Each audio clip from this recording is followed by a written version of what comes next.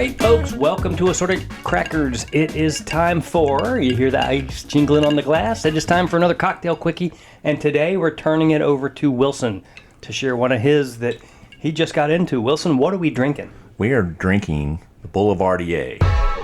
Boulevardier. Yes. So this was created back in the 1920s by an American named Erskine Gwynn, if I'm pronouncing his first name correctly. But he was a American living in Paris, writing for the Boulevardier magazine. Okay. And so it is the cousin to the Negroni, which is a gin drink. Mr. Gwynn made it with bourbon. And so it became very popular in 1927 after it was written about in the book. I'm on the edge of my seat. Sorry. It was written up in the book Barflies and Cocktails. Sure. And so it kind of lost popularity in the 50s, 60s, but it has made a huge comeback in the last 20 years. So the Negroni, which is the gin drink, is equal parts gin, sweet vermouth, and Campari. The Boulevardier is 1.5 to 2 ounces of bourbon, 1 ounce of Campari, and 1 ounce of sweet vermouth with a orange peel for garnish. Very nice. And so anyway, I think it needs a little extra bourbon just to give it a little extra oomph. Well, what bourbon did you use? I used Russell's 10-year. Okay, so that's a 90 proof. It's a 90 proof. Would you maybe, in hindsight, have gotten into a 110 higher proof, or maybe a rye? Or maybe one that has a higher rye content. Yeah. I know the recipe, you can either use bourbon or rye whiskey. So I think the rye gives it a little more extra flavor. The rye would probably give it a little more spice. Yeah. A little. Because that vermouth fights. It does. I think it would stand up a little higher. Yeah. But I like it. I think it tastes pretty good. So what is y'all's opinion? I really like it. It is a nice treat. It's not something that I think you can have this in the summertime. I think you can have it in the wintertime. I probably don't want 3 of these, but one of them. No, but I think it's a very good pre-dinner drink. Mm-hmm. Yeah. And it's very easy to make with only 3 ingredients. Absolutely. And which is key if you're bartending. Yeah. Yeah, I mean, and if you're making something for a friend, I mean, you don't want to have to muddle anything. You don't want to have. I mean, it's just easier to just bang, bang, bang, and you've got a drink. No doubt. It's a little spicy. Maybe that's more the vermouth than it is anything else, but it's a little spicy, and I do enjoy it. Now, correct me if I'm wrong. This was one of the suggestions of our producer, Bill, right? Correct. Thank you, Bill.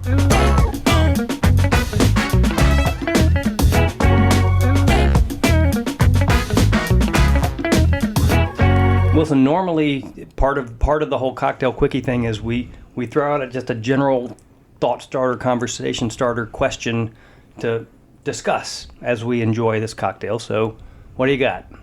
So I think that we should think about this for a second now. If you, this is, and actually we had a listener has sent this question in because they hear us talking about hunting and fishing, right? Mm-hmm. They hear us talking about all the things that we love to do. So where is your bucket list place to go hunting or fishing, and why? Wow. That's a solid question. It is a great question. Are we just going to stare at each other? No. Because I've got one, if you want me to jump in. You go ahead. Go, Eric.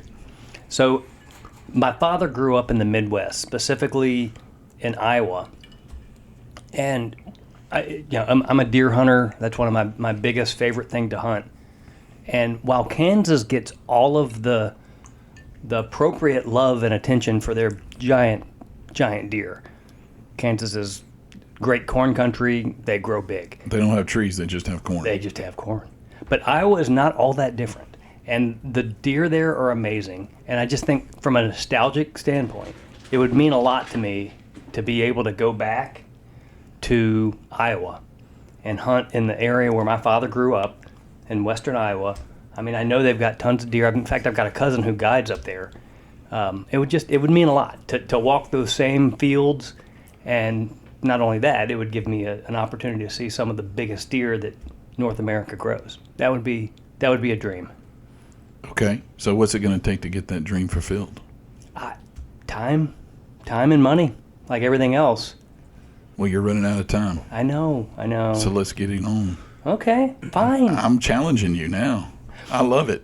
So one of the things that the year that I turned 30, for my 30th birthday, my father took me on a fishing trip up into way upper Saskatchewan, Canada, and we fished for northern pike. We fished for walleye.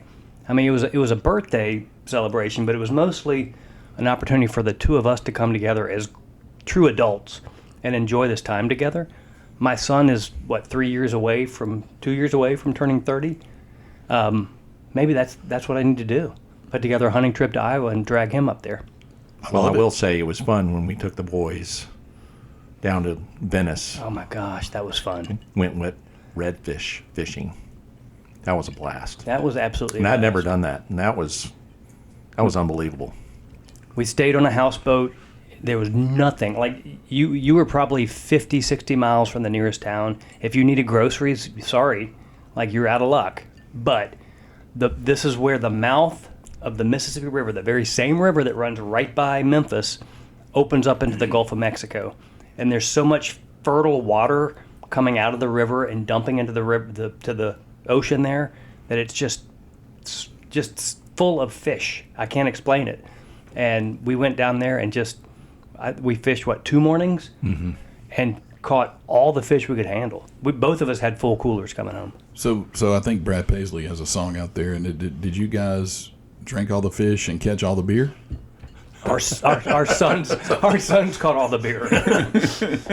And I think they may have outfished us too, but That wasn't the point. Maybe that was the point. That was fun. I don't know, but it was nice when we get back from fishing and cooking fresh fish on the grill, or you frying it up, and we're all sitting around listening to music and Watching the water go by. and Nice. having a beer or some good bourbon. It was fun. It was fun. Awesome. And watching them enjoy that. So Wilson, would that be your? You've done that. So what would your favorite hunting or fishing dream be? Well, I mean, I would love to shoot an elk one day, but I think ultimately I would love to hunt the flyway. I would love to start in Canada and duck hunt all the way down the Mississippi flyway. Start in Canada and just come all the way down. I don't know how long it would take. I don't know how long, but just to seasons be are able to different, hunt. right? Yeah. So it starts. I mean, it's probably already started in Canada. Yeah, probably so. I don't know for sure, but I mean, I hadn't researched because I just don't. But ultimately, that would be my bucket list. That is to so be able to cool. hunt the whole flyway. You would harass the same ducks for their entire migration. They were like, no, not him again. Not him again. No, but That's to the guy start from in the Canada Olympics. and see, but just the different, the way they act differently in different places of the country as they fly down the flyway. You think they And change end up in personalities? Louisiana. They change personalities as they go through different Well, I places? definitely think they get wise. They get wise. They've seen every decoy spread. I mean, but Well, I just think that would be, and to see all the different places. I do would they do fly that. higher?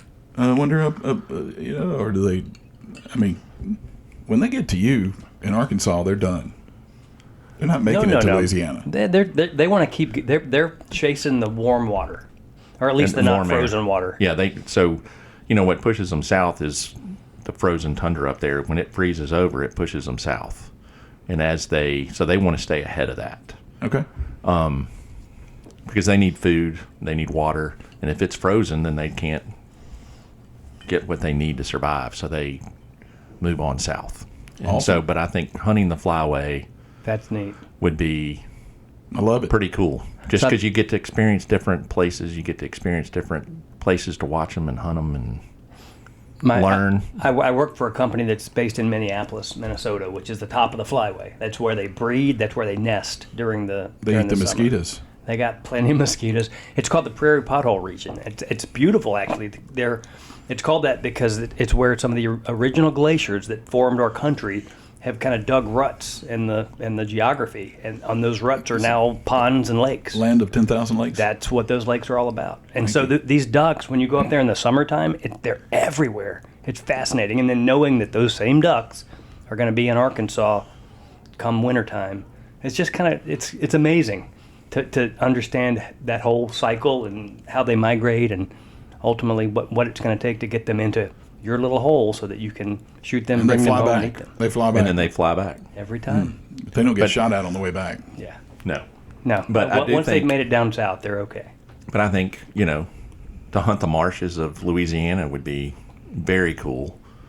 And to have a cast and blast, where you can, I know a place that'll do that. hunt in the morning and then go catch fish in the afternoon. I think that would be, or, if you're up in the Dakotas, you can hunt ducks and then maybe get some pheasant action going on too. I think that would be Awesome. Ooh, pheasants. It'd be so much fun.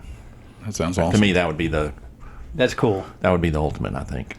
So Lee, what do you think? Hunting, fishing? I know that you don't spend your days thinking about this, but you've done some hunting and fishing. What would you want to do? I've done some hunting and fishing in the past, but I'll tell you the most important thing to me, and I think you guys have already clearly stated it.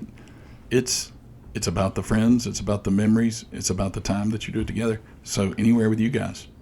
I'll go hunting anywhere, anytime, and fishing anytime you guys want to go. I think it would be great because I love spending time with friends and talking about fun stuff. I just happen to love the fact that we're sitting around talking about things while we're sitting here over the microphones. Cheers. So, cheers. I love it. So you're going to Iowa deer hunting with me? I'm going Iowa. We're going to do the flyway duck hunting extravaganza wait. next year. I'm bringing my camera Yeah, sure. because I want to make sure that we memorialize it, and I'll put it on the Instagram. It'll be a lot of fun. Love it. Yeah. Be a Well, lot of fun. here's to you guys. Here's to our best adventures, and here's to the And future adventures. Yeah. and future adventures. I think this is a drink that would be favorable to most people. Yeah, no, it's this very is good. easy. It's very approachable.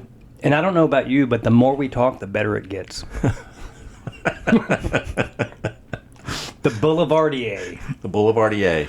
All right, Thank you, Wilson. Erskine Gwynn. Erskine Gwynn. And Erskine, if I remember correctly, Erskine, do you remember what he's famous for?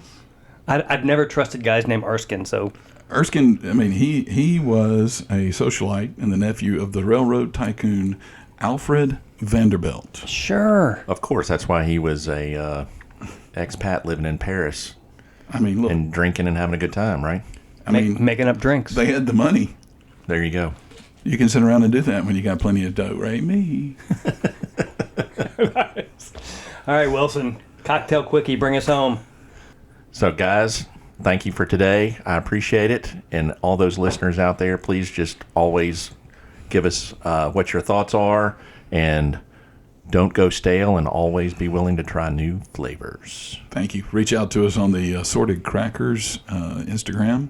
Three Assorted assorted crackers. Crackers. You can catch us also in our email at 3assortedcrackers@gmail.com. Give us your feedback. We'd love to hear it. Tell Yes. Lee whatever it was he got wrong. Always correct me. I need all the help I can get.